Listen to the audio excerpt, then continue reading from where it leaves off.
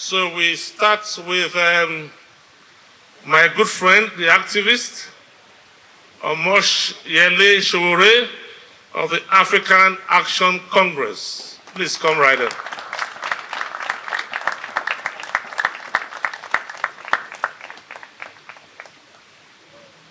And then we have Engineer Yabagi Sani of the Action Democratic Party. Of course, we have a man whose brother or his uncle was vice presidential candidate to Obafemi Awolowo in those days. So another Umeadi, Professor Peter Umeadi of the Abuja.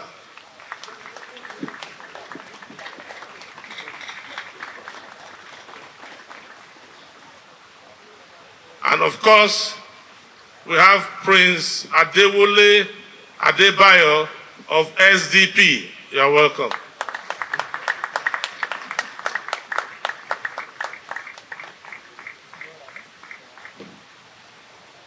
The stage is set. The town hall begins now with our two anchors, Rufai Hussaini and Leila Johnson Salami. Thank you. Thank you very much to the chairman of the This Day and Arise group, Prince Nduka Obaibena, and a very good evening, ladies and gentlemen. Welcome to the Arise Presidential Town Hall series on security and the economy. This is the second of a number of town halls to come as we approach the 2023 elections in less than 3 months' time. I'm Leila Johnson Salami, here today with Rufai Hussaini. Pleasure to be here, Leila, and good to be working with you. The Town Hall series is organized in collaboration with the Center for Democracy Development, and our partners include Premium Times, the Nigerian Guild of Editors, the Nigerian Union of Journalists, NUJ, the Guardian newspaper, Daily Trust newspaper, Leadership newspaper, the Cable newspaper, New Telegraph newspaper, we've got Vanguard newspaper, the Sun newspaper, and Nigerian Fact Checkers Coalition. This evening is an opportunity for presidential candidates to share their views and engage with the public on topics of concern to Nigerians. 4 presidential candidates are here with us this evening, introduced already and seated on the stage. We have the candidates of the African Action Congress, Mr. Omoyele Sowore. Good evening, sir. We have the candidates of the Action Democratic Party, Engineer Yabagi Sani. Very good evening to you, sir. The candidates of the All Progressives Grand Alliance, Professor Peter Umeadi. Very good evening to you, sir, who is also a former chief judge. And the candidate of the Social Democratic Party, Prince Adewale Adebayo. A very good evening to you as well, sir. Our panelists this evening include the lead consultant, or rather journalist, and also policy experts, Mr. Waziri Adio. And we are also joined this evening by Kemi Okeodo, the Executive Director of Partners West Africa. Thank you for joining us this evening. All right, so before we get started, we have some general house rules that we need to run through. This is a town hall meeting and not a debate. Therefore, there are no direct rebuttals from the candidates. No clapping or cheering from the audience going forward. As candidates speak, we ask that other candidates are respectful and no interruptions. We ask that you are respectful of the timekeeper's rules. There shall be a timekeeper who will alert you when you have 30 seconds to go, and at the end of time, allotted to each response. Today, Premium Times Nigeria will be fact-checking claims that are made by the presidential candidates during the first half of this town hall, while the Nigeria Fact Checkers Coalition, NFC, which brings together fact-checking organizations in the country, including Africa Check, CJID Daily Trust, Dubawa, Facts Matter NG, ICIR, The Cable, Fact Check Hub, The Insights, Digital Africa Research Lab, Premium Times, and CDD will be fact-checking the second half of this town hall. Candidates are advised to be conscious of the claims that they make during the course of the conversation, please. And a group photo of all candidates will take place at the end of the program. Without further ado, let's get started. And we'd like to start by opening the floor to each candidate to introduce themselves. Candidates, you have 3 minutes to give your opening remarks, your commencement remarks on your national security plan. You have 3 minutes to do this. Please note that the timekeeper will alert you when you have 30 seconds to go. Mr. Omoyele Sowore, let's start with you, sir. Thank you and good evening for inviting me here tonight. I must state that last week should have been the day we should all be here. But for some reasons, you decided to invite the elites within the presidential race. And we think you owe us an apology for that, because Nigeria should stop bringing people who have no ideas to talk to Nigerians when those who have ideas are relegated to the background. That is where we have gotten it wrong all these years. My name is Omoyele Sowore, and I'm here as an activist for over 32 years, 3 decades, fighting for the rights of Nigerians, my own rights, and a desire to make this country work for everybody. The things that I fought for when I was in my 20s at the University of Lagos as a freshman that were not addressed are the reason why Nigeria has refused to move and make progress to today, especially in the area of security and insecurity, as we are here to discuss tonight, and the economy. I was one of the young students who said in 1989 and 1990 that the economic policy that Nigeria had adopted, which is known as the Structural Adjustment Program, was going to destroy Nigeria. It was at that period that the IMF and the World Bank said we can no longer fund housing, we can't fund education, we can't fund anything that will bring the welfare of our people at par with the rest of the world. It was at that period that they destroyed the industrial base of this country so that they can prepare Nigeria as a dumping ground for Western companies. It was at that time that the insecurity that we are experiencing today started. Nobody should deceive us that our insecurity has one reason. The special factors where Nigeria is insecure today is because Nigeria refused to invest in its youth, in its people, when it mattered the most. As a matter of fact, when they had a chance to do it, they wasted the opportunity by staging what is known as FESTAC, Festival of Arts and Culture, where Nigeria decided that it had too much money. They don't know what to do with it. So they invited the whole world to a feast in Lagos, known as FESTAC. Subsequently, after that, we kept failing our people. And as of today, Nigeria is reaping from what it refused to do. As of today, Nigeria is not only insecure, it has become one of the most insecure countries in the world, in which even its security officers are no longer secure. Last week, the wife of one of Nigeria's top officials in the security sector was abducted. Our president was threatened by bandits and terrorists. And I don't know if he's back in the country, but he left the country at the time the country needed him the most to take care of himself. It is time to take care of Nigeria security by ensuring that we put social security at the back of all policies for the citizens of Nigeria. Thank you very much.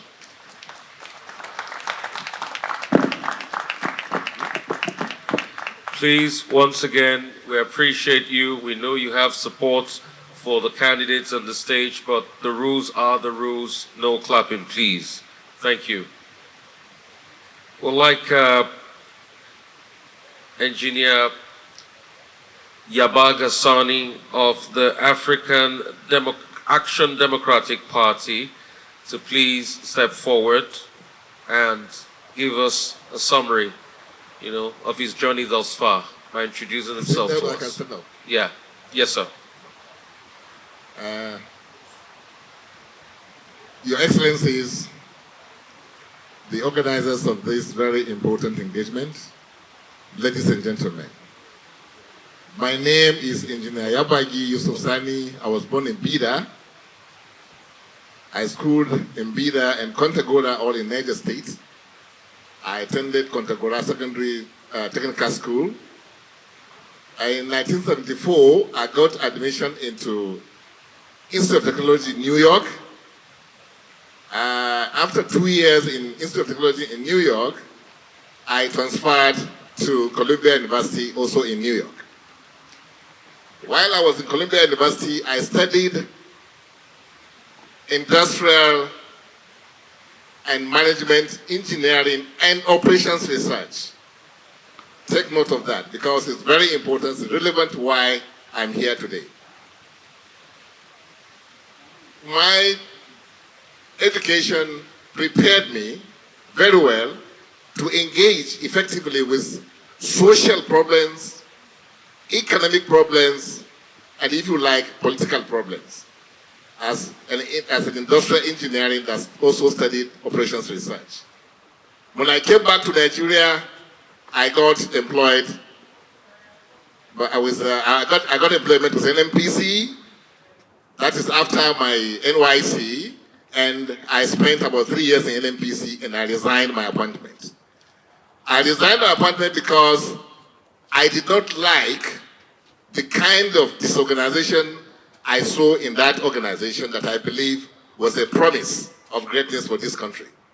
When I resigned my appointment with NMPC, I founded a company called Fuel Vouchers Nigeria Limited, which was to introduce the cashless transaction beginning from the oil transaction in Nigeria. And like I said, while I was in NMPC, I noticed two things.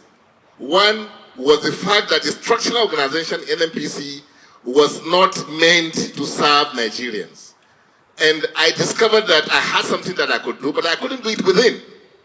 So when I left NMPC and I founded Fuel Vouchers Nigeria Limited, I also was able to establish another company that was to introduce the issue of transparency and accountability, which is what we are battling with today.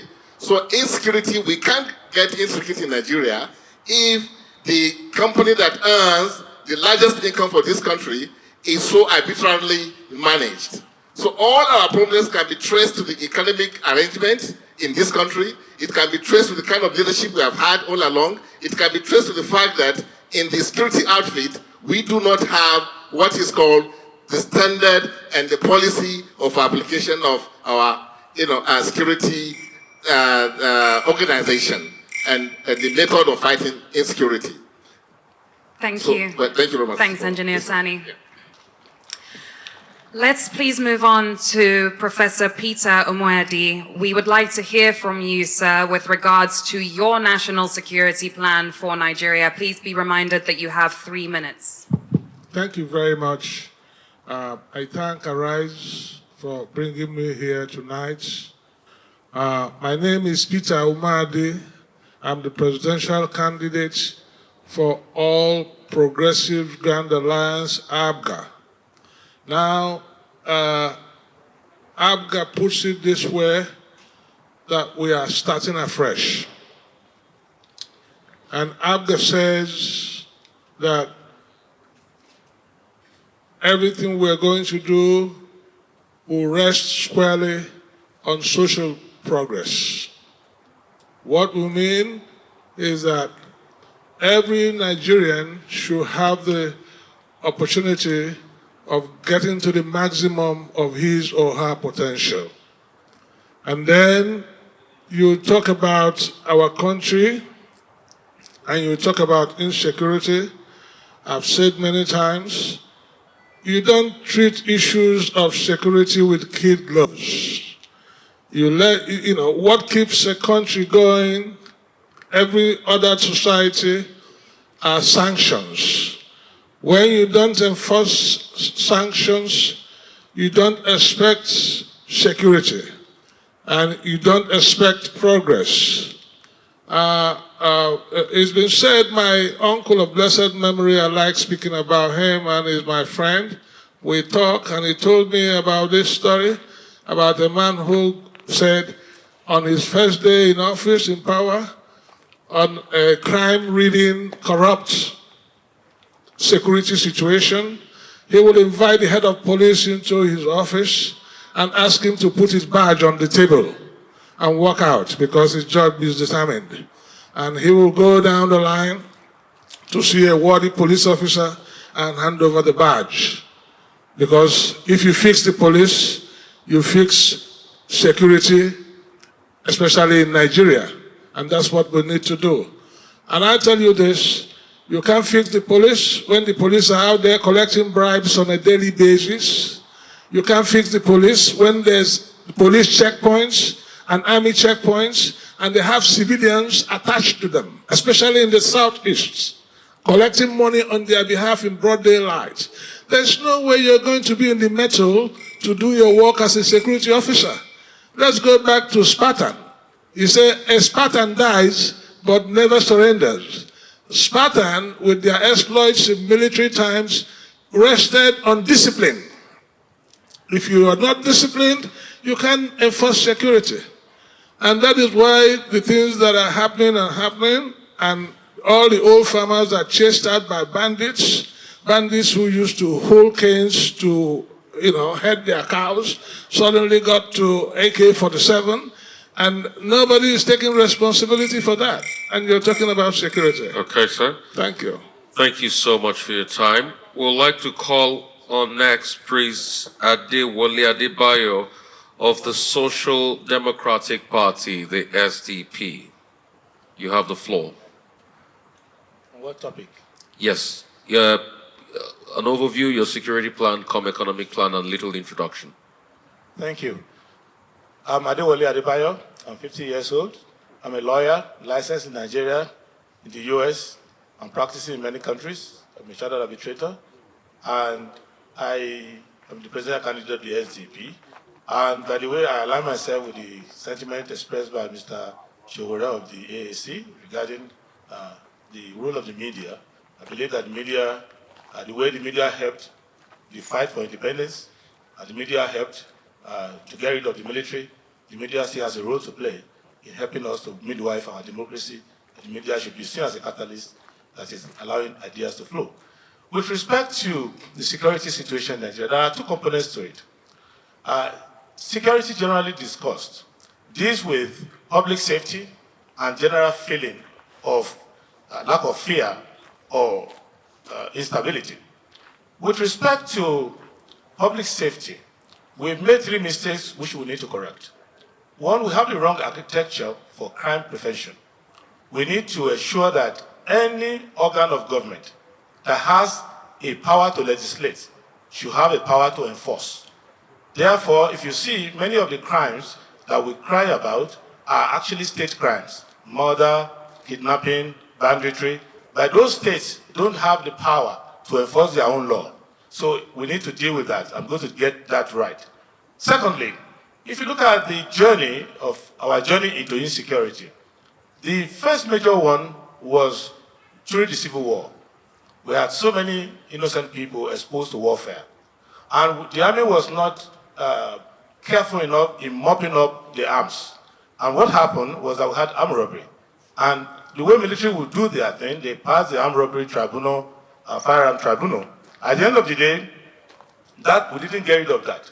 Then, as we're going towards the end of military rule, the military did three things. The entire military combined together to weaken the police, because the military didn't want the police to be able to stop them from taking power all the time. So they weakened the police. Shagari tried to address it with Adewale, with Second Republic, but he didn't have enough time. Second thing that happened was that the army weakened the Air Force. After the scary coups that they were having among themselves, so the army was working to weaken the Air Force. So we don't have the air cover. The third thing that happened was that when we came to civilian rule, the civilians who came also became a little jittery and entirely weakened the entire military without investing in the military. So what I'm going to do is to reinvent the architecture, ensure that at local level and state level we have law enforcement. Then the Air Force is able to give air cover and ensure that intelligence, which is warehoused in the office of the NSA, is depoliticized, and that we can combine all of this together. You have a strong architecture, and you will see that it will improve. Okay. Okay, thank you so much. So we will start with the questions now, deeply on security. And this will cut across all the candidates. It's a question about what you will do if you are president.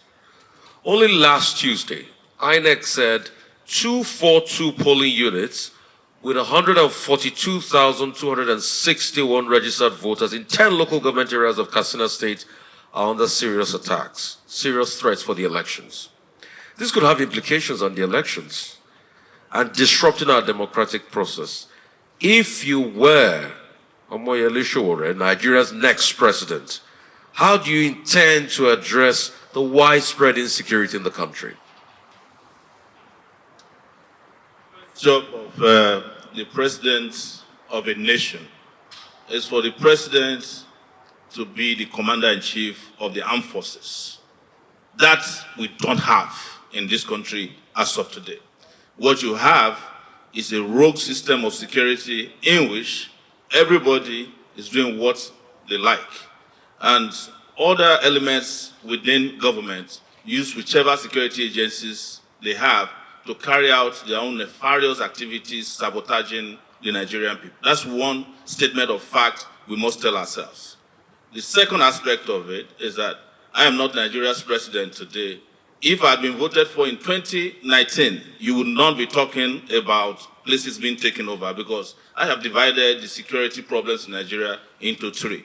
One is the usual enforcement, physical security. The second aspect of it is collection of intelligence, analysis of intelligence, and execution of intelligence. But you can only collect intelligence if you have intelligent people running intelligence organizations. I was detained at the DSS for 5 months. They were there watching BB Niger instead of collecting intelligence, analyzing them, and using that to stop terrorists and bandits. I was there when they recruited them to go to Kogi State, and I'm stating facts here, to go and rig election for the current governor of Kogi State. You cannot run a country like that and expect to be safe when your intelligence officers who are supposed to collect intelligence are not doing it. But one thing we must state categorically before I announce what I will do about this, is that Nigeria has to resolve the problem of inequality, hunger, poverty, before we can be talking about using guns. It has been known that countries that are doing well economically usually or rarely even use guns because their citizens are happy. When you're not happy and people have been cheated over time, you will not get solution to this problem. But to not talk about what I would have done in Katsina, is that we have always known that Katsina was under siege. And don't let us deceive ourselves. Katsina is not the only state that is under siege. Kaduna, southern Kaduna is under siege. Sokoto is under siege. Zamfara is under siege. The Niger Delta region is under siege. Why are we behaving as if it's only in Katsina that elections will not happen? Let us tell ourselves the truth. I'm not sure that we can have about 25% of the land mass of Nigeria hold free and fair elections in 2023 the way we are going.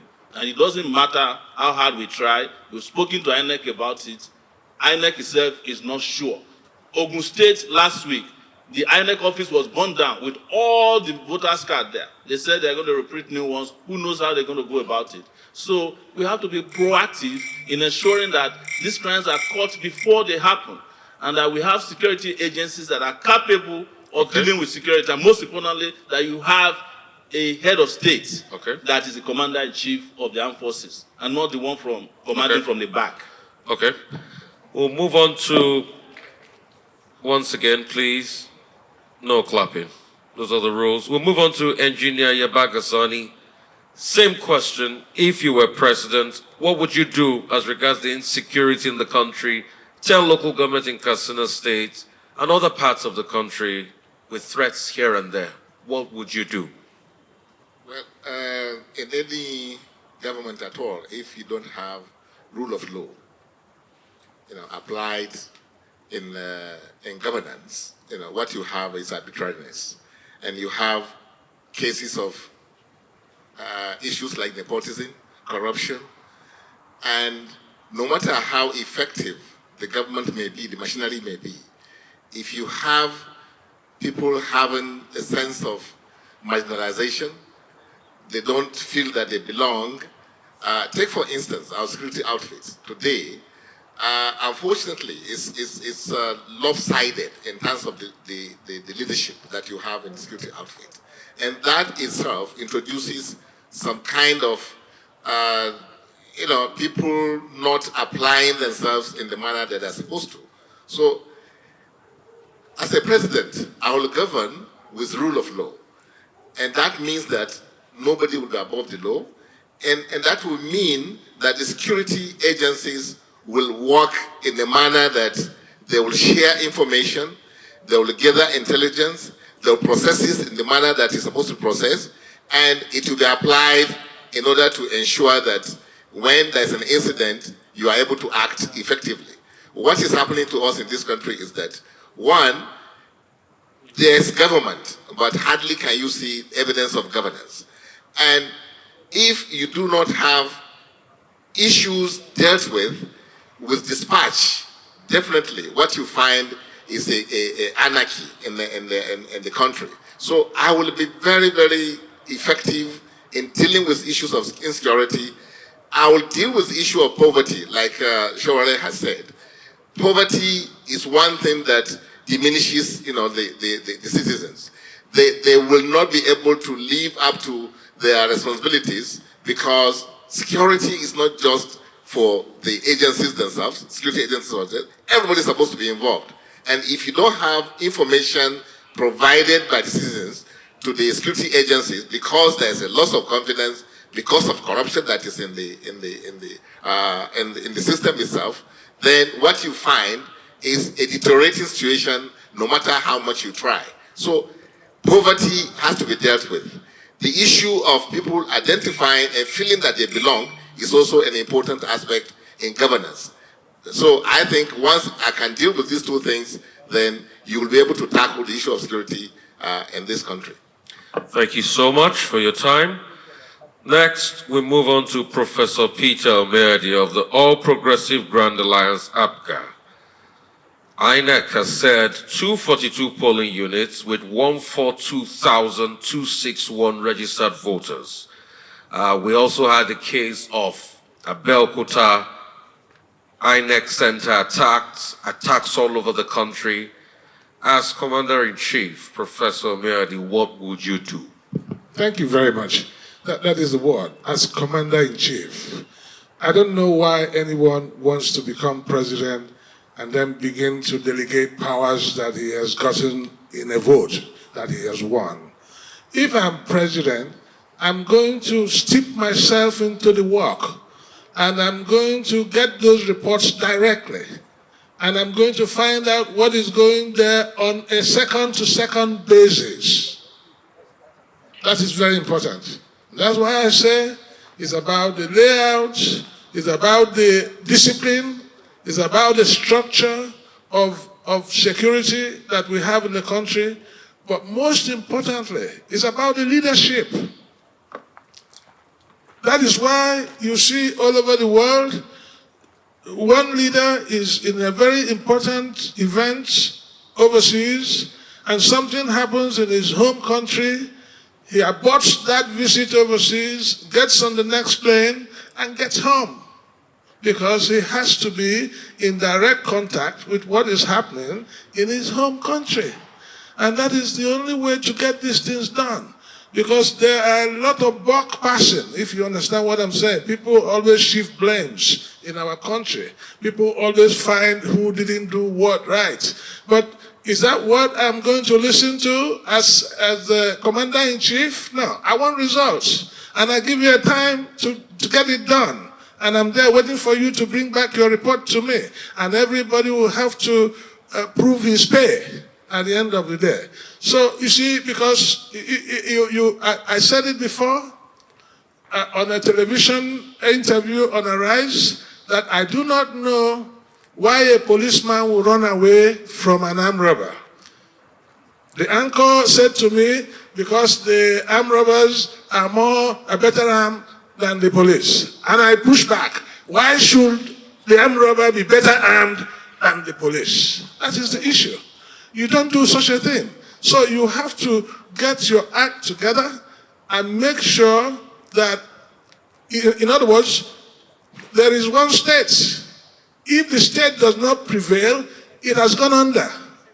Nothing should stop elections or whatever activity from going on in any part of the country because somebody has seized that place and has, been shooting guns and burning places, and then you won't take the activity you have. In fact, overseas, I've seen them cordon the White House at the end. It wasn't accessible to tourists as it used to be, but you could see the extent of it. Here, the police formations across the country have been blocked entirely. In Oka, you have to go through the village to get where you are going, because that is extent of fear that even the security officers have. Thank you so much, Professor Peter Umeadi, for your time. We move on to Prince Adewale Adebayo of the Social Democratic Party. With all the myriad, the challenges we've got in Nigeria as regards insecurity, it's staring at us in the face, like I disclosed, that elections, holding elections might be difficult under this security climate. 242 polling units in Katsina and other parts of the country. As Commander-in-Chief, this was brought to your notice. What would you do? First, as Commander-in-Chief, I am the one to bring it to the notice of INEC, not INEC bringing it to my notice. I'm in charge of security, for God's sake. The first thing we need to know is that the political elite, they are very good with scaremongering. They like to frighten you anytime election is coming. They are burning somewhere, turning somewhere. That's just arson. A state has a commissioner of police, director of state security, fire service, commandant general, whatever. That's a local issue for them. Because if you are having arson of that magnitude, intelligence will catch up with you. Even those days, the Native Authority Police will handle that immediately. Insurance company used to have people who go after arsonists, even insurance company. So what is happening here is this. You can have elections and somebody is put there and it doesn't end up forming a government. Remember that recently we had 6 months in which after swearing in, there was no cabinet. What is happening is that even when the cabinet is set up, it's just a nominal cabinet because they don't do the function. What we need to understand is that the insecurity in this country stays and starts from the villa. Everything you see outside, if you put a proper commander-in-chief in place, and they're not using security as a way to compensate people, they are managing the security architecture well, what we call big crimes in Nigeria are very minimal. So the problem in the country is this, and I'm going to fix it as follows. One, you have to ensure that you do not bring political activists, supporters into the security architecture. Right now, that's where most money goes, and that's why they bring all kinds of incompetence. People who got fired for incompetence in their career get brought back to come and manage this money. And instead of facing the issue of insecurity and collaborating with one another, what they do is that they fight one another for budget. So even this one of trying to manage against arson and all of that to ensure that elections hold, they will not cooperate. They will be fighting about who's going to control the money. That's what the problem is. Last week or so, I was with the president in Omoyele when the police were doing their planning for the election. I listened attentively, and I discovered that the president came there, didn't give them any direction, cut the tape and gave a few speeches, disappeared. And at the end of the day, you see that there's nothing that's been done. What I'm going to do, therefore, is to ensure that you form a proper government, you run the services. These are small problems, and we can deal with them, I can assure you. Thank you, Prince Adebayo. We are now going to turn to our panelists. Our panelists this evening will be proposing questions to our presidential candidates. Candidates, please note that for this round, you have 2 minutes to answer the questions given to you by the panelists. And we will start off with Mr. Waziri Adio, a journalist, policy expert, and founder of Agora Policy. Mr. Waziri, over to you, please.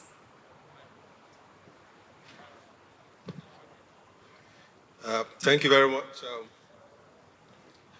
This question is for all the candidates. I had a policy think tank called Agora Policy and he released a report on understanding and tackling insecurity in Nigeria. And that report identified the drivers of insecurity in Nigeria, and some of the things that he identified as the drivers include inappropriate security architecture, easy access to arms and drugs, porous borders, and grievances and so many other things. So as Commander-in-Chief, what will you do to address specific things that you're going to do to address the drivers of insecurity in Nigeria? Thank you.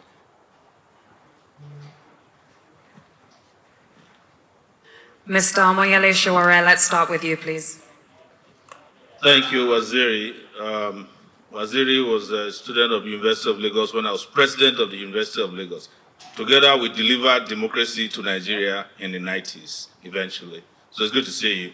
And I want to say that what you've stated are the same things I have been addressing, that inequality drives insecurity, corruption drives insecurity, lack of borders. I stated it recently that one of the most bizarre policies of this current government was the closure of borders.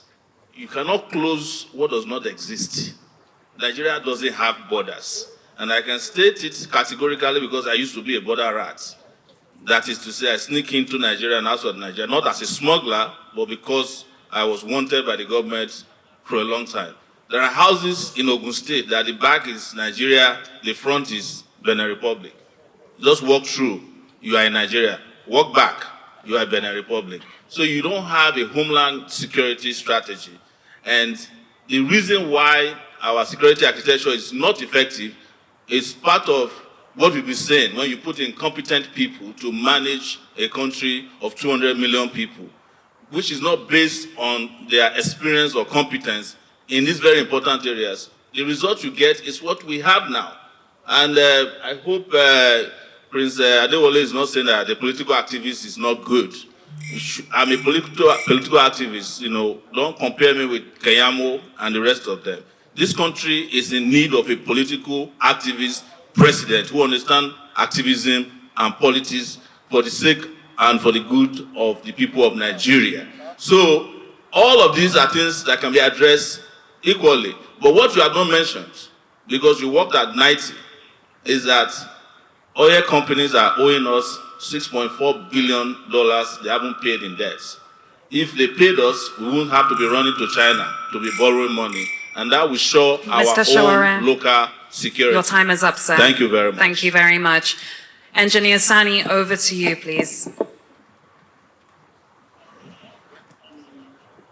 The issue of insecurity cannot be separated from the poverty, that has been visited on Nigerians. And the issue of corruption, like I've always said, it's endemic, especially if you look at the two sectors of the economy that matter in how to govern a nation. You look at the armed forces, you look at the dangerous sector of the economy. And when you're looking at the dangerous sector of the economy today, you cannot but look at NMPC. And unfortunately for us today in this country, the two sectors that matter are under the Commander-in-Chief, which is Mr. President. And in those sectors, you have endemic corruption.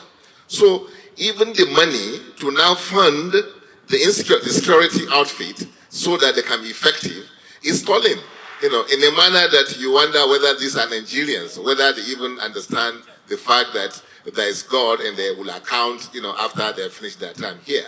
And what I'm saying is that you need to have a working security architecture. You have to have a policy. You have to have the standards of application of your policy. To do what? One is to avoid risks, to identify threats, and then to take action when there's an incident. That is missing in Nigeria's security outfit. And it's missing because of corruption. Because there is nobody that is in charge effectively. Nobody has been punished for all these things. No matter how much money you put there, if you do not have discipline in the security. We've heard of cases of service chiefs that have stolen so much money. People have come out, and then what happened? They were rewarded with appointments. instead of being punished. So how, in that sense, can you get security in the country? So this is where we must begin, to be able to govern, and then govern, like I said, rule of law will be our mantra. Because if you have rule of law, everybody Sani. now, will comply. Your time is up, sir. The same. Thank you. rules applied. Professor Umeadi, I'd like to come to you now to answer Mr. Waziri Adio's question, please, sir. Thank you. I would honestly say, let us not shy away from the question of insecurity itself. Overwhelm insecurity. Then you begin to talk about the ancillary issues of what else causes it. In other words, the direct confrontation of getting to an old woman, an old man who is farming, and deal with him and make him run away from his farm. So where is government? Who is coming to stop that from repeating? That's it. Let's tackle insecurity head on. Let's win the war. Let's be on top of the situation. Then we can begin to talk about ancillary issues. You talk about porous borders, and we'll talk about not knowing where the border actually is. It's because we have not been sincere. You see, going forward, if Nigeria wants to be a strong nation, we have to define ourselves and say, okay, it doesn't matter. If I'm president, I will say, let's start from whoever that is here. I had a friend. When I left school, I went to see him at Idiroko. He was in customs. And he took me to the border. He said to me, Peter, well, let me not say exactly what he said for decency. But he said, put anything in the bag. Anything, just put it in the bag. I'll cross it here for you. That is through the custom border. Not to talk about, like I said, the numerous tracks that people access day and night. That's at Idiroko. We hear what is happening in the north.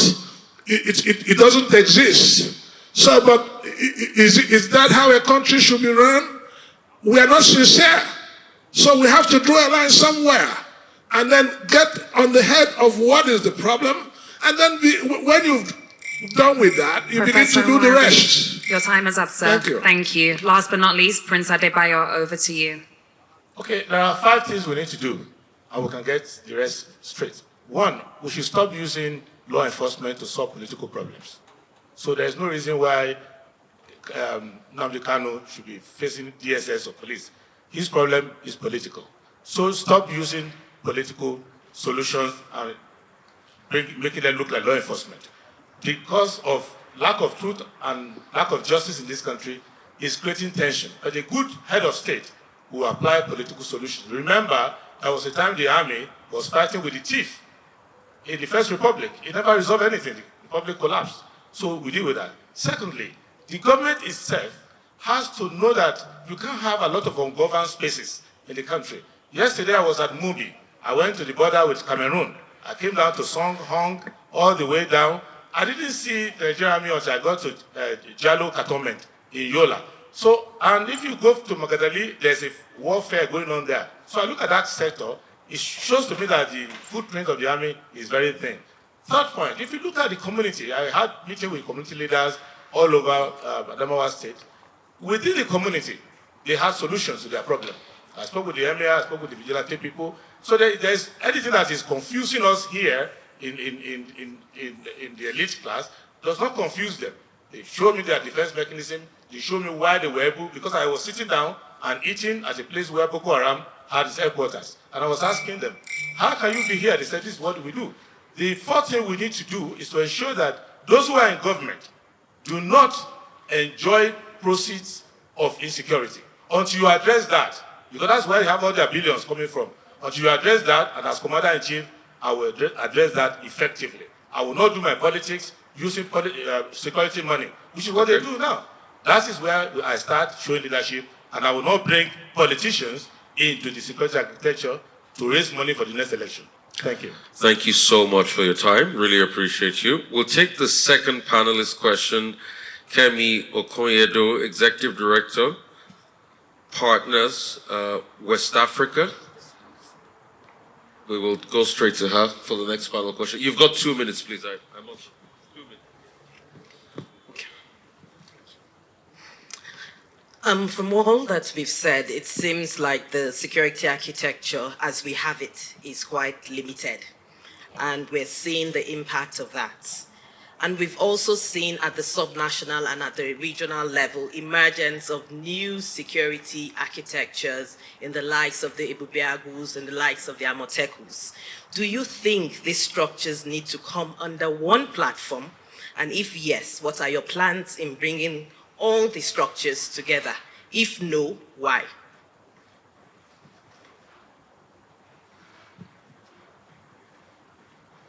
Thank you. Mr. Omoyele, Sowore, you go first. Thank you.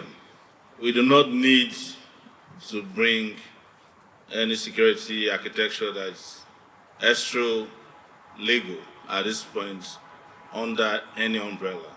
I think what the states are telling us is that Nigeria is ripe for that restructuring we've been asking for. And because we delayed it, governors are acting on their own. But the creation of sometimes rogue security units would never help Nigeria. So what I would encourage us to do and what I want to do is to junket the 1999 constitution created by the military. Let the Nigeria nation create its own its own constitution that is not a fraudulent document as we have now. And that constitution will address the issue of state police, address the issue of local government police, address the issue of even campus police. Every of these units should be able to have their security units. Where I live in the US, the town where I live is not up to 3,000 people. They have their own police with 7 vehicles. I'm sure they probably have more vehicles than some state police commands in Nigeria. I'm exaggerating. Fact checkers, you don't have to worry about that. Yes. But the truth is that until we fix that constitution and allow states, local governments, towns, cities to have their own security units and not the ones controlled or formed by governors who, whenever nobody's watching, we're going to use them to rig election or beat up people. Because if we do that, then we can train all of these police units in a unified way. And the federal police can intervene if they go rogue. There's no need to put them under the federal mercenary system we call security now. All right, thank you so much for that. We'll come to you, Prince Adewale Adebayo. Okay, there are 3 components to this climate issue and environmental issue.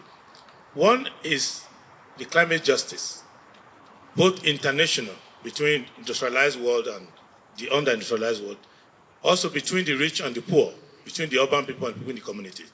So we need to understand that component, which is that if you do anything that impacts on people's livelihood in the environment, both domestically and internationally, we need to address that. Second issue is the climate economy. Even though people are shouting the world's coming to an end, it's an opportunity to create new jobs, to create new things that we didn't have before. For example, the investment made in solar technology and all of that, in windmills and other technologies to ensure that while the environment is changing, we can still earn the same income and livelihood by changing the practices that we have. Third issue we need to understand is that it's also a trade issue. So you be careful while we are trying to save the world to ensure that you don't have a trade-off between your ability to develop your economy and not developing your economy and now waiting for handout by way of climate payoff. India has managed to create a very attractive argument that I find very, very useful. First thing you do is that you ensure that if the environmental changes require you to change certain industrial practices, you compensate by creating jobs elsewhere. Secondly, you ensure that in international negotiation, don't assume that because your citizens are there, that they are on your behalf, because international system trains citizens to work against their own country. So you have to ensure that domestically, we have our own plan and policy. Don't be fooled. Even if Nigerian is representing UN, it doesn't mean that he's going to fight for Nigeria. So that's what we need to do as a government to understand that. Okay, thank you so much. So I'm going to throw this question in it. We've heard the arguments, and we talked about critical sectors to re-engineer the Nigerian economy. We talked about oil. this question is to all the candidates. Power, for instance. How can Nigeria meet its power needs without oil and gas? We'll give you time to expatiate on this. How, precisely? Underline the word how. 3 minutes to expatiate on this. I will come to you, Engineer Sani, on this first. Then we take it up from there. How? The whole world is moving towards renewable energy. So how is already available. It's just for us to now take advantage of what is required. And what is required is that you have willing partners outside who really want to invest in solar energy, windmills, and other sources of energy that, in fact, for Nigeria, we should be actually talking about solar energy because it's there for us for taking. We don't need to... How realistic is this conversation on renewable energy? Well, the realistic aspect of it is the damage that we are suffering and the whole world, floods, all sort of degradation, all sort of agricultural negative impact we are having in that sector. So that has, they said, necessity is the mother of invention. We now have a necessity, that will force the whole world. That's why the whole world is coming together to discuss. So we can really solve that problem if we get our act together. And that's what I'm saying, that renewable energy is where everybody is going today. I know it will take some years for us to really reach there. But even the issue of vehicle-powered batteries, we have the sand on those states here. The sand there, are suitable for these silicon batteries and things like that. So we have an opportunity as a nation, really, to tap into this global trend that is happening today. Nigeria can do it, believe you me. And which country is this? They rely more on solar energy than even the fossil fuel and other sources of energy. So we are talented Nigerians. Somebody mentioned, I was reading today, somebody who invented solar panels, in one state is going for a governorship, and they said because he did that, they should vote for him. So, and we have started this long time ago for this solar energy source as a source of energy for us to power our at least households, even if we can't power our industries for now because of the consumption. But I know that as this country so blessed, even if we, okay, you say without gas, I understand without gas. Oil and gas. Yes, without oil and gas. But even other sources, talk of windmill, talk of turbines, I'm talking about dams and things like that. We have so much of it in abundance. What is lacking is leadership. And that's what I'm here to give. That's why I should be voted, because I have the knowledge, I have the track record that I can do this. I'm an engineer, like I told you, and I studied engineering that deals with this kind of situations.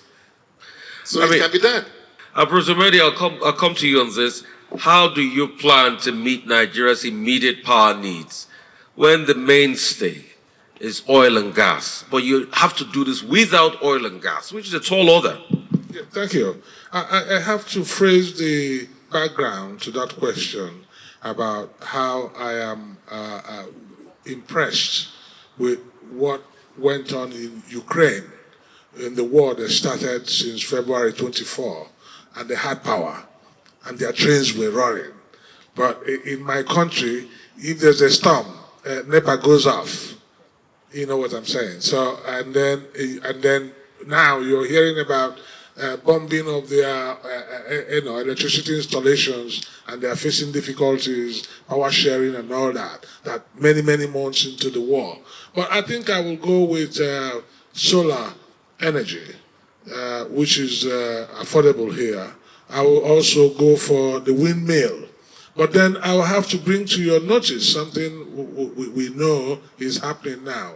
In the University of Nigeria, Nsukka, they are using excreta to bring power. And part of the university is using it. If you can now begin to see where that comes from, as I'm speaking with you. Yes, the Lion gadgets. It's a gadget under the Vice Chancellor of the University of Nigeria. They're using that material to get power. So, and you can get that in, you're never going to get shot of that material in terms of what it's going to give you. And then if you harness that. We're never going to get shot of excreta? Are you? Just asking. That's the point. Are you? That's the point. So I'm just trying to tell you how available it is and how it is working. So these are areas, and that's the university where I teach. And I've had a couple of lectures for that institute, and I happen to know about that. I know they have problems there. But these are areas where government can come in. And don't forget, all over the world, technology are driven from the universities and from the military installations. And some of the things, even all this, some of the gadgets we're using have been used in the military for about 20 years before now. When they're tired of it, that's when they bring it to you. So there are a lot going on in the university, especially this one I mentioned. And it's something I want to look at. Okay. Thank you. Thank you so much. I'm coming to you now, the presidential candidates of the SDP. How do you plan to meet Nigeria's immediate power needs? With emphasis on how, without oil and gas. With due respect, I will answer the question, but it suffers from fallacy of false dilemma. You don't have to do that. Because you do all of the above approach if you want to solve your energy problem. I am a living example of 14 years ago, I took my law firm out of national grid. I started using alternative energy, solar. If you go to Ondo, you see my compound, I've trained 2,000 young people on solar. And my house, you can come and fact check it. You see that I have solar panel everywhere. You cannot do it for a country like Nigeria. You'll be committing economic suicide because our gas reserve is enough. It's an envy of the world. So why will I have gas under my feet and not use it because I want to win an argument? So the first thing you do is to bring thermal stations, but make sure that we get away from one thing.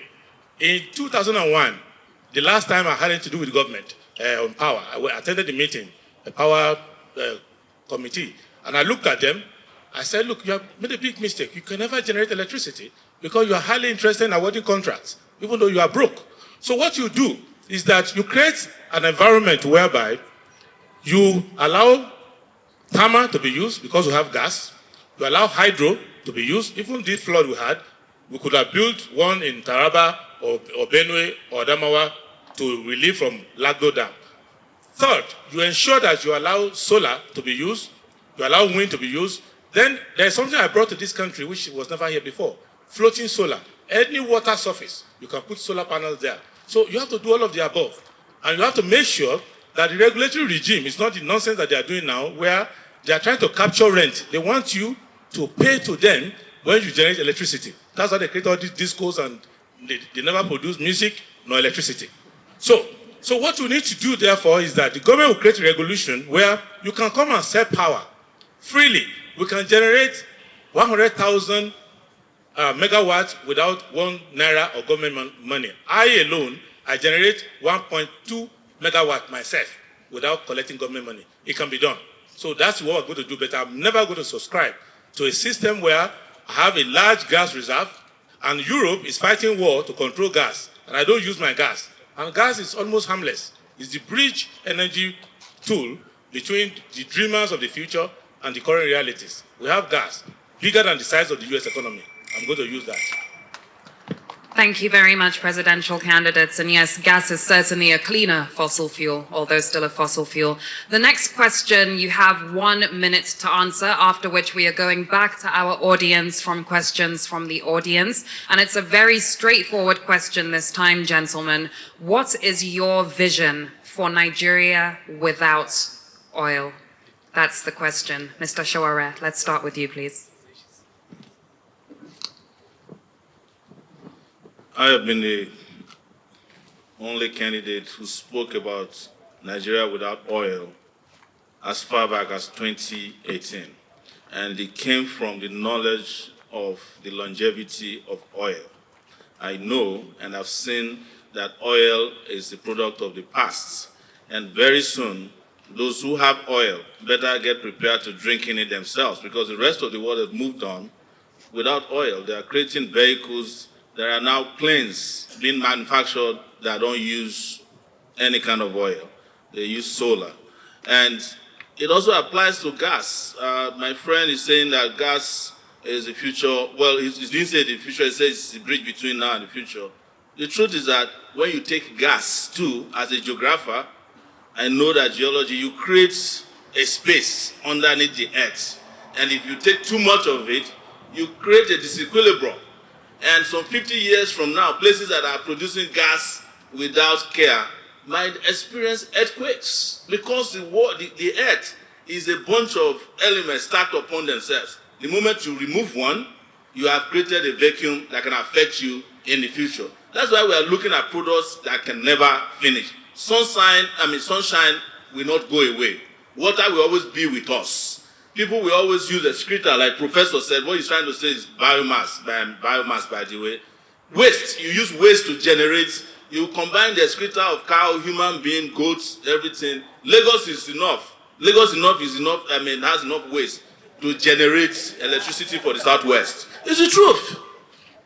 Because people keep, throwing out waste. And waste is not only excreta, by the way. Urine is waste. Food leftover is waste. And several other wastes that are out there and catered for can generate electricity. So we must understand. But when you talk about vision, you must have it real.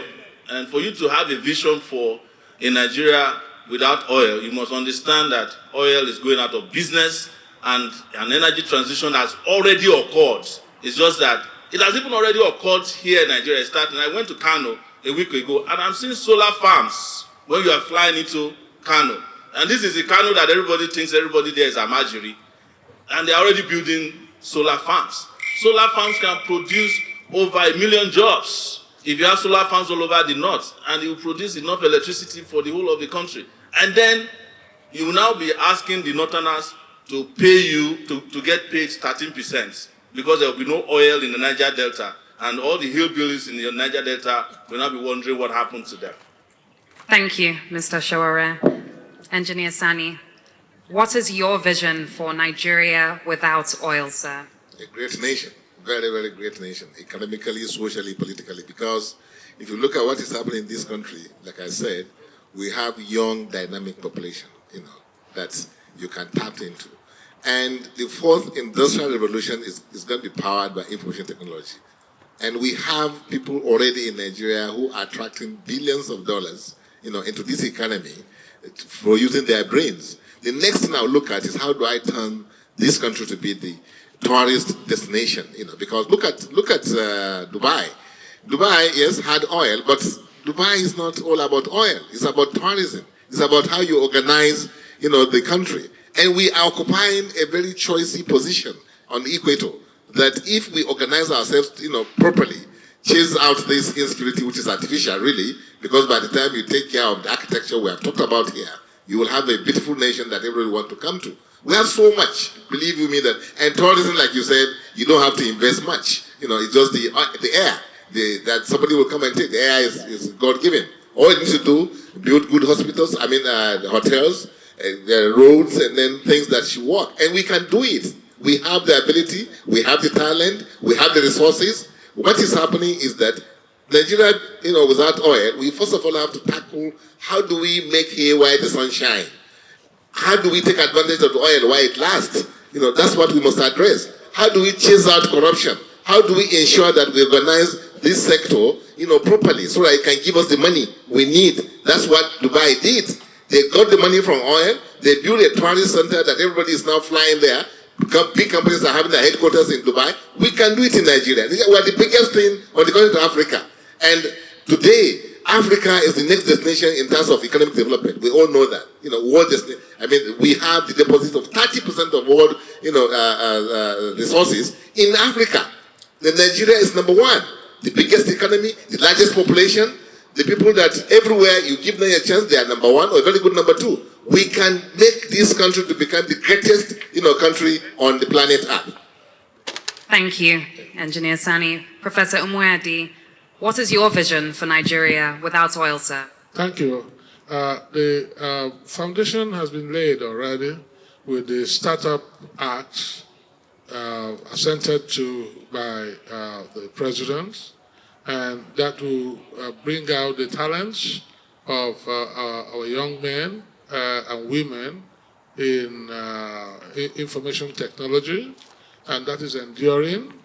And this will go with communication skills This will go with analytical skills, and that is the difference you find maybe elsewhere. We have a different, a different culture. We are more, we aggregate more, so we have to build on the strength of our own culture. But if you add things like the perseverance that people who are turning to you show elsewhere, that's very reassuring. And they can be with you for like all day until they are sure that you're satisfied. And all these things take people to places where they go. And it's not today that people who live in London started going to Dubai to shop. And it's gotten higher and higher. If you know, going from the West to Dubai to shop. Apart from that, you get better sizes there of the same clothes that you can get in the West, etc., etc. So, besides oil, you have this issue of the Startup Act. It's a monumental leap for Nigeria at this time. And then, of course, we have our good old agriculture that we can always go to, and then find time to develop them after taking over the state from the marauders, from the bandits, from the kidnappers, from the people who are terrorizing the people, so that people can still travel the country as they wish.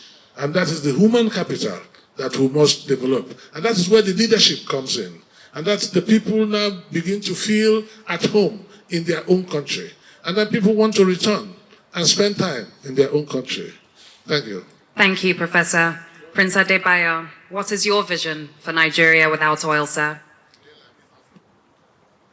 It's very important, which is the creative arts, the Nollywood, that's contributing so much to our GDP. I think it can be Nigeria without oil, one of the factors that we can tap into. Thank you, Engineer. Prince Adebayo, over to you. My vision for Nigeria without oil has 3 angles. There was a Nigeria without oil before, and we made rapid progress. There is Nigeria without oil now. We are stuck. And whether we like it or not, a time is coming where we will have no oil. However, let us understand, oil is not a bad thing to have. And my vision for Nigeria without oil will start with Nigeria with oil. I will use the oil money we have now very well. 3 secrets you need to know. There is no country in the world that has oil deposit that looked away, that didn't exploit it. 2, there's no country in the world that has oil now that is not exploiting it now. Even in the US, they're still giving licenses for oil companies. Norway, one of the most environmentally conscious people who send NGOs all over the world, they're still drilling their oil now. So we need to make sure that we drill our oil now, collect the money correctly, remediate our environment well, use the money to plan for the future without oil. And that future, come whenever it comes, is okay. Additional thing I want to let us know, crude oil is not only for petroleum. You use it for medicine. I have pharmaceutical companies, and many of the components are used for medicine. 3 or 4, I'm the only person here who has lithium deposit. I'm a miner, and I have lithium on my mines. I work on them, even I had a board meeting 2 days ago on lithium. Lithium itself is mining. So there is no time. You can live in a world in which you don't get what you need from the earth. That's the reason we are called earthling. Everything we need is from the earth, including agriculture. So we must know that you have to do everything responsibly. These new technologies are even more environmentally challenging sometimes because they take rare earth minerals, some of which you have to blast the air to take from. You see a lot of Asians going around with policemen in Nigeria. They are looking for lithium, they are looking for cobalt and all of that. So we need to be a responsible government. The reason why we are blaming oil is that we don't want to blame ourselves that we mismanage our oil. Oil is not the problem. We need to form a government that is capable to occupy the space, account for every drop of resource that we have, and use that money. While Dubai is showing you pictures of a shopping mall, Abu Dhabi is still drilling oil. So don't let us be fooled.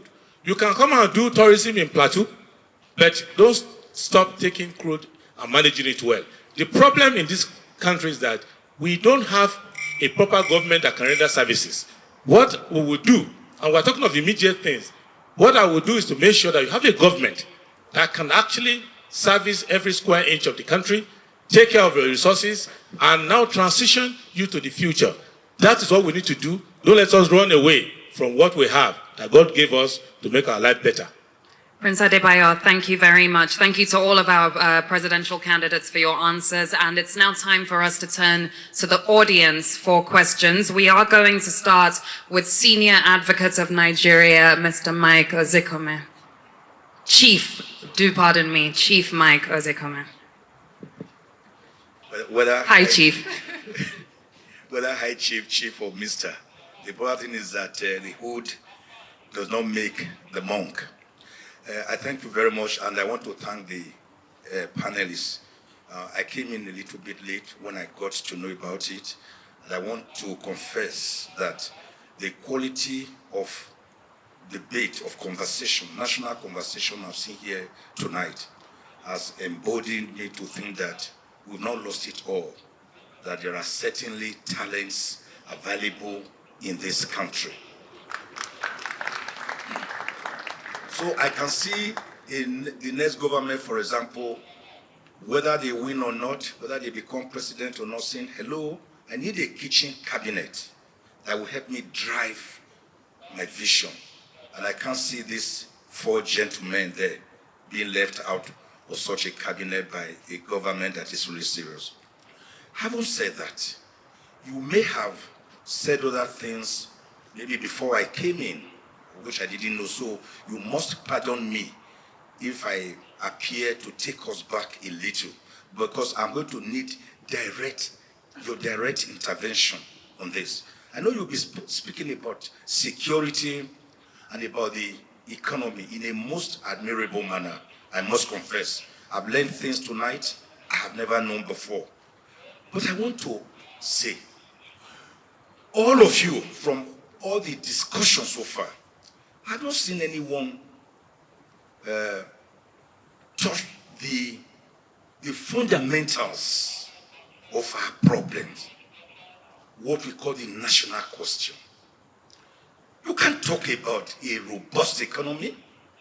You can't drive away insecurity when the very organogram that brings you together is fundamentally faulted, and you are riding an aircraft without a compass. I will want us to come back to this issue. The Constitution is the birth certificate of any nation, the birth certificate of any nation. Do we have a constitution that can drive this vision when our present constitution is actually a schedule attached to decree number 24 of 1999, and that the General Abdulsalami Abubakar government actually held the 1999 constitution, elections without a constitution. Now, you want a robust economy. You have not looked at the present constitution that has 167 items on the exclusive legislative list. What is the business of the federal government? Licensing your vehicles, plate numbers of your cars, federal government. What is their business with education, unity schools? With all respect, without meaning to sign off, I just returned from the US on Friday. Do you know that the Miami International Airport and the Jackson Hasby Airport in Atlanta, Georgia, are controlled by county councils, what we call local government areas here? County councils, local government areas control Atlanta, the busiest international airport in the whole world. In Nigeria, it is the federal government that controls all airports. They will control your marriage. Do you know that for your marriage to be valid, you must have a valid marriage certificate at the registry? So your marriage, your relationship with your husband and wife in your bedroom is controlled by the federal government. My brothers, brilliant people on that panel, you can't grow a nation like that. You can't talk about security, about insecurity, when even the form you are going to fill asks you after your name and your father's name. They ask you about your religion. They ask you about your ethnic group. They ask you about your language, about your about your local government. So you have already segregated the nation. You have already divided us. You have already told us we are not one. And at the International Bar Conference I went for in Miami, Florida, I asked one American, I said, where are you from? He looked at me. I said, sorry sir, what do you mean? You mean where I live, or where I work, or where I was born, or where I schooled, or where I grew up? Because they don't have them. So, sirs, you are going to tell us tonight, if it can be done in other countries, like Libya, Egypt, Tunisia, Eritrea, South Africa, having a brand new constitution that brings about the people's aspirations and hopes after a constituent assembly. A constitution that is therefore indigenous and autochthonous, enjoying the confidence and legitimacy of the people, such as we had it before, which must be subjected to people's referendum, as we did in Nigeria when the Midwest region became autonomous from Western region on the 10th of August, 1963. How are you going to go about the issue of us starting from brass tacks? Because talking about amending the Constitution under Section 9, you can't amend a bad document. The fact that you have put a bandage on your oozing sore and you put perfume and sarsaparilla does not make that sore to go away. It doesn't, does it? The fact that you are suffering epilepsy and you are treating it with a drug meant for eczema without, like Naaman the leper, dipping yourself in River Jordan 7 times to cleanse yourself of your leprosy, political leprosy, economic leprosy, social leprosy, cultural leprosy, without changing your moral ethics, Chief societal values. How Chief you make us to grow without a brand new constitution? And if you are going to have one, how do you go about it? Thank you. Thank you. The straightforward question, can you repeat that last part again? How do you intend on, just so that our presidential candidates answer your question directly, that last part, how do you... The last part? Yes, how do you improve on the Constitution? Not improve. Mm-hmm. How do you replace the present militarily imposed constitution which has not given us our vision? Thank you. How do you start from the brass tacks? Thank you very much. Let's get answers to this question. Candidates, again, you have 2 minutes to respond, please. Let's start from Professor Umeadi this time around. Thank you. I'm running for president of Nigeria on the triple banner of the rule of law, separation of powers, and due process. Now, you see,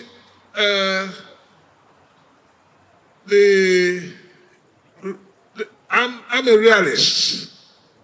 I belong to that school of thoughts in law. I'm a realist.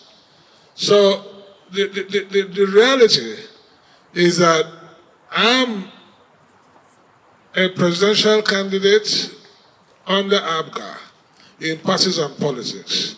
And that,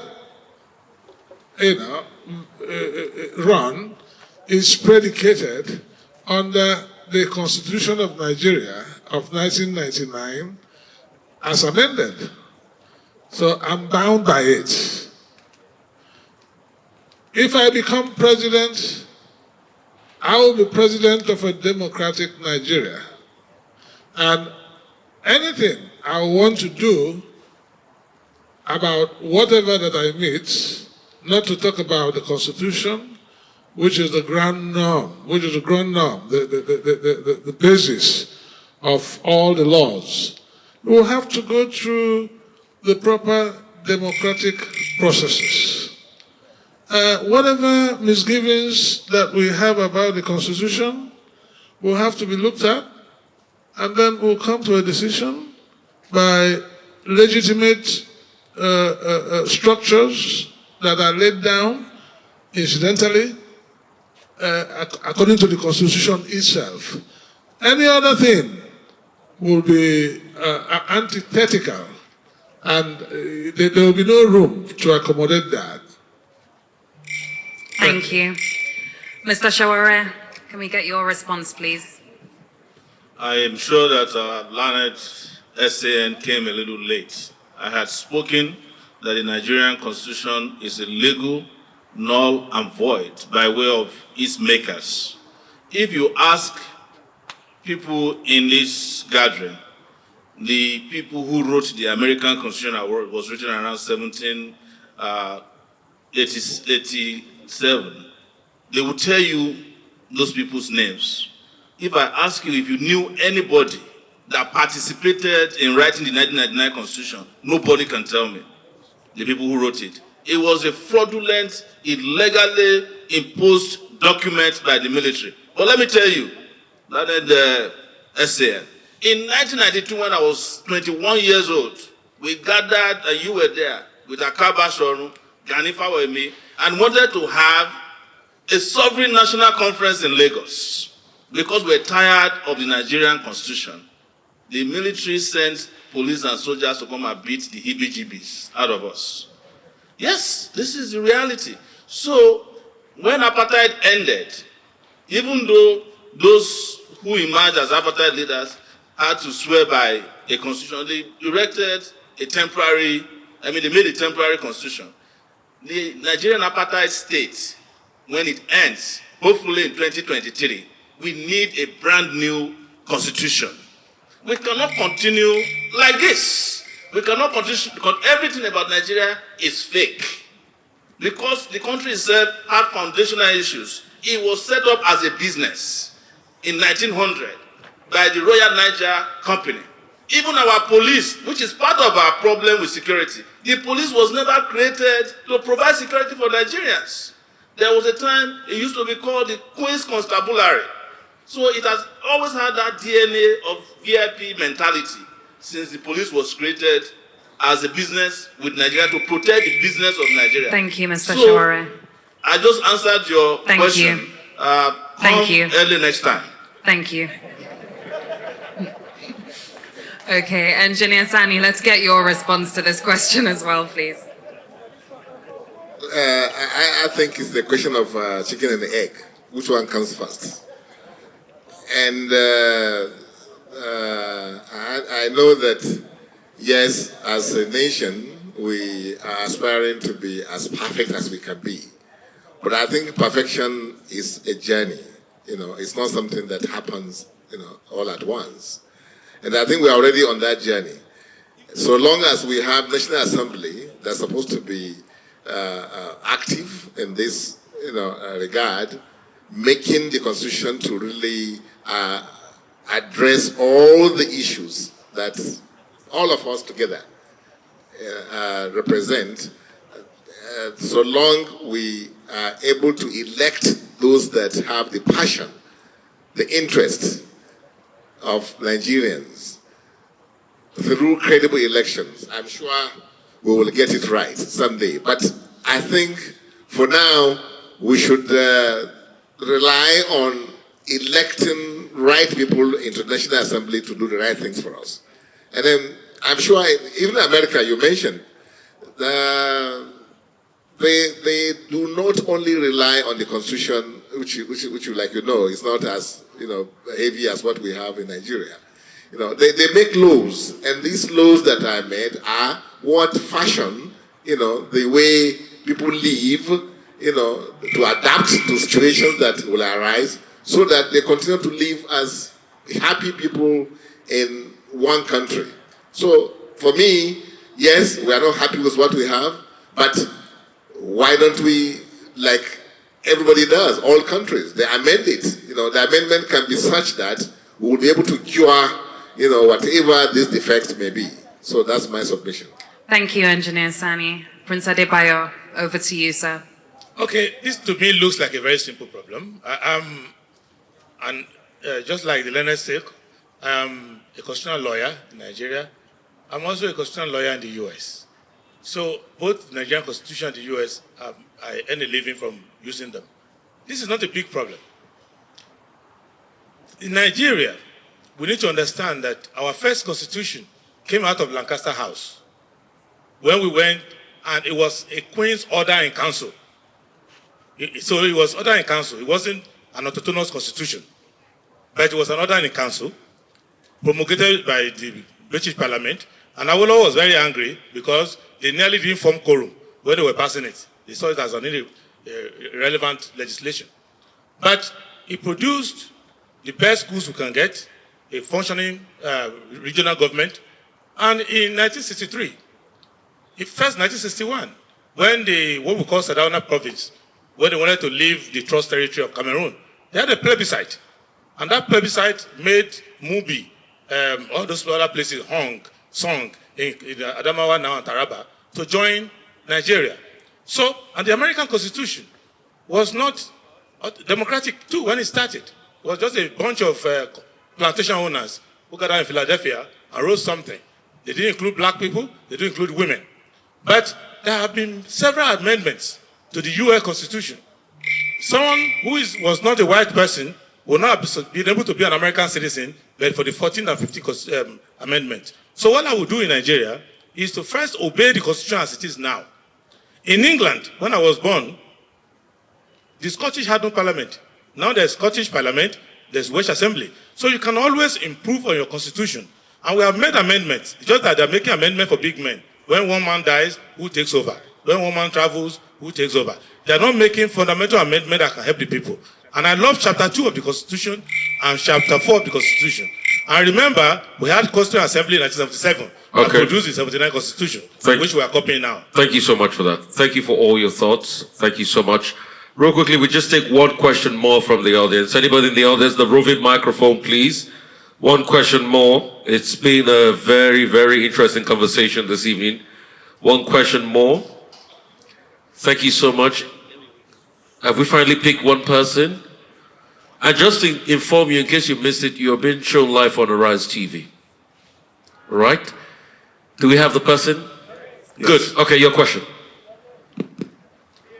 Good evening, ladies and gentlemen. Yeah. My name is Michael Bakare. And my question goes to all of the four candidates. And first, before I go ahead with my question, I really want to say this, that in the history of myself, listening to presidential candidates in Nigeria, these are the four most brilliant candidates. Please, can we go straight to the question? Can we go straight to it? Straight to it, yeah. My question is, how do we unite Nigerians divided by tribal lines and all sorts of sentiments? Thank you. How do we unite them together? Thank you so much. So how do we unite Nigerians divided across tribal lines and all sorts of sentiments? I'll come to you first, Engineer Sani, on this. Then afterwards, I'll come to Mr. Omoyele Sowore. How do we unite Nigerians? Okay, my administration, our government is going to be based on rule of law, meaning that law will apply to all, fairly, and it will be known to everybody. You will not be punished, you will be punished only according to the law, meaning that all of us will be equal before the law.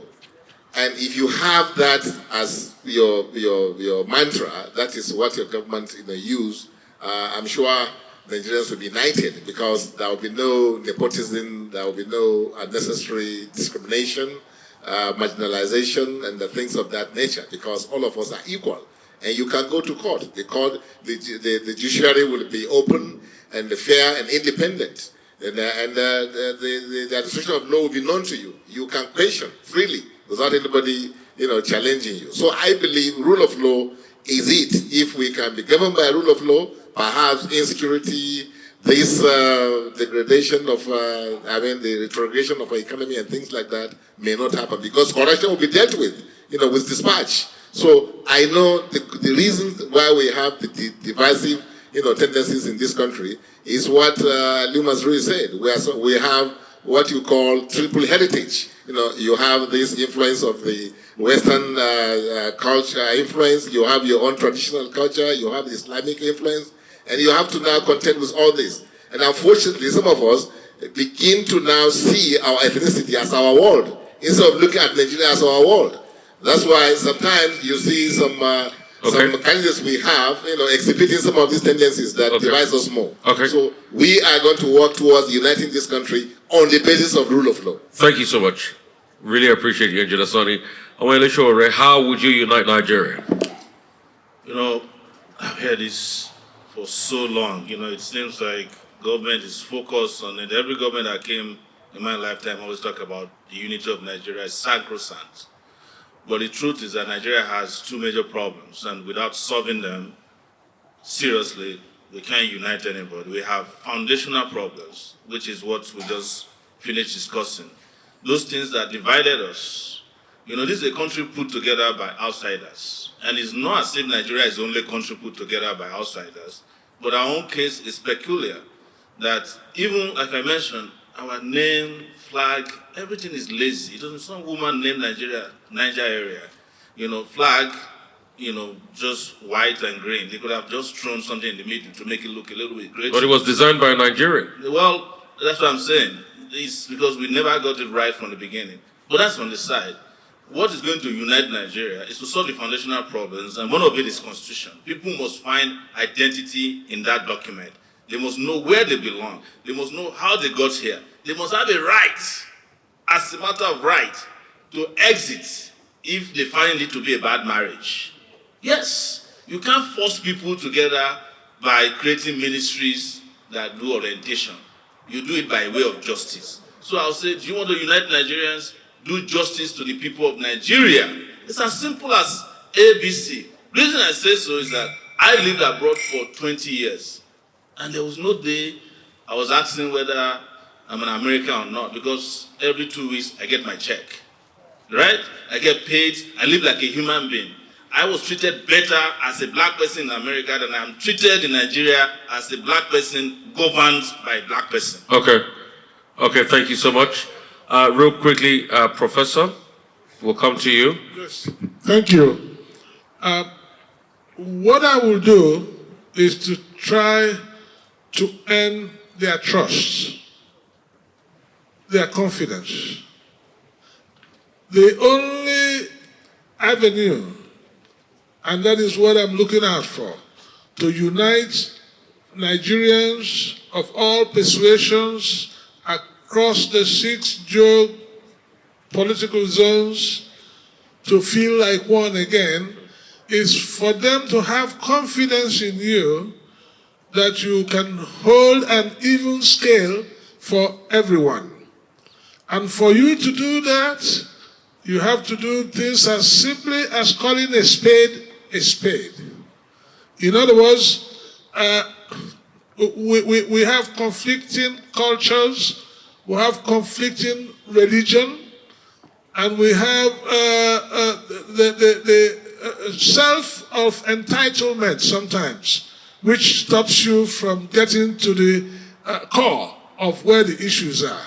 But then we'll have to decide what we want. Do we want a country or not?